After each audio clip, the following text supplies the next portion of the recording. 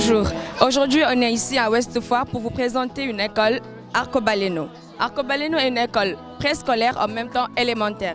Alors ici il y a un événement, c'est-à-dire les élèves ont voulu faire une présentation, c'est-à-dire une journée scientifique. Nous allons essayer de vous montrer un peu leur stand.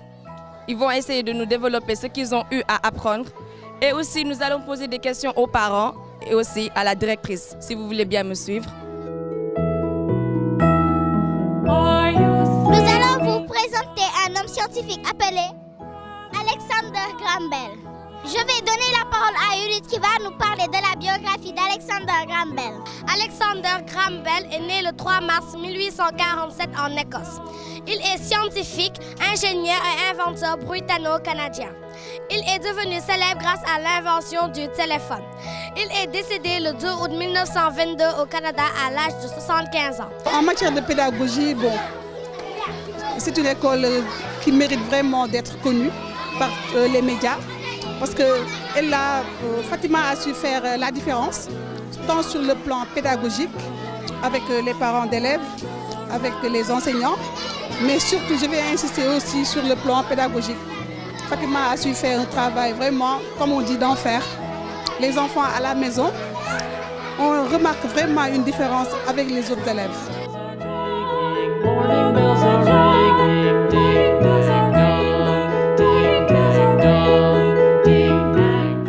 À l'occasion de cette journée scientifique, nous, les élèves de la classe de C2, nous avons fait des recherches sur la nouvelle technologie, à savoir la découverte du téléphone portable iPhone 4 par Steve Jobs. Stephen Paul Just est né le 24 février 1955 au San Francisco, en Californie des États-Unis d'Amérique. Jobs était un entrepreneur et inventeur américain, souvent qualifié de visionnaire et figure majeure de l'électronique grand public. Il était aussi fondateur et directeur général de Apple.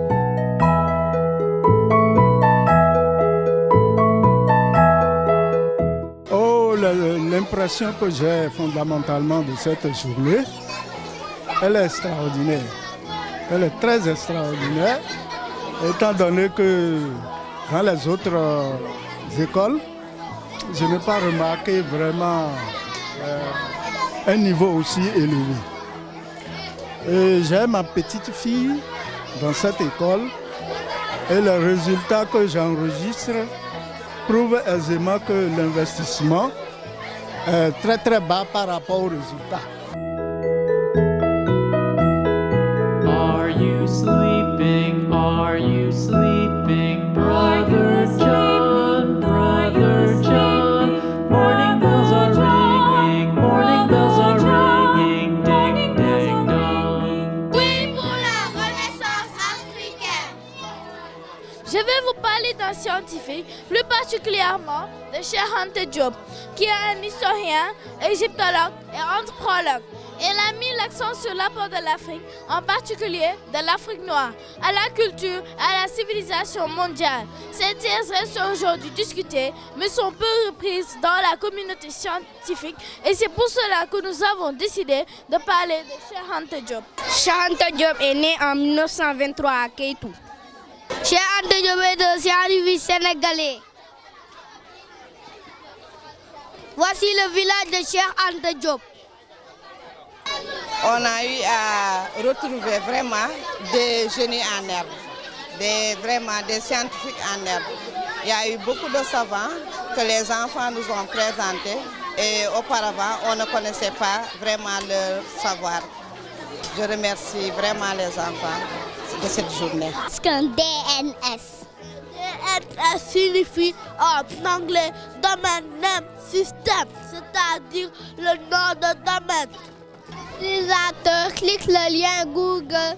L'ordinateur demande au serveur DNS l'adresse www.google.com. Le serveur retourne l'adresse IP à l'ordinateur de l'utilisateur.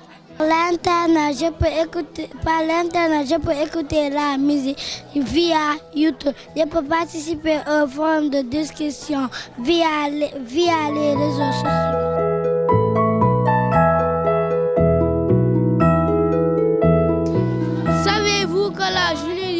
juin est la journée du don de sang. Karl Landsteiner est autrichien, né le 14 juin 1868 à Vienne. Il était biologiste, physiologiste, professeur et immunologiste. Il est lauréat du prix Nobel de médecine en 1930. Il est mort le 26 juin 1943 à l'âge de 75 ans. Karl Landsteiner avait découvert les premiers groupes sanguins en 1900. Découverte qui a abouti à classer les groupes sanguins par le groupe A, le groupe B, le groupe AB et le groupe O. Le poliovirus est un agent responsable de la poliomyélite. Le facteur rhésus permet d'identifier et de faciliter les transfusions du groupe sanguin. Les recherches de Karl Landsteiner nous ont permis aujourd'hui de réaliser des transfusions sanguines pour les receveurs. Exemple, les femmes qui accouchent en perdant beaucoup de sang, les accidents de la route, l'hémodialyse, traitement qui consiste à changer le sang. Aujourd'hui, nous avons initié une journée scientifique. Cette journée scientifique est animée par les enfants. Donc les enfants ont invité les parents pour parler de la science et des scientifiques. Donc aujourd'hui, nous avons des scientifiques européens qui nous viennent d'ailleurs, et puis on a aussi des scientifiques africains.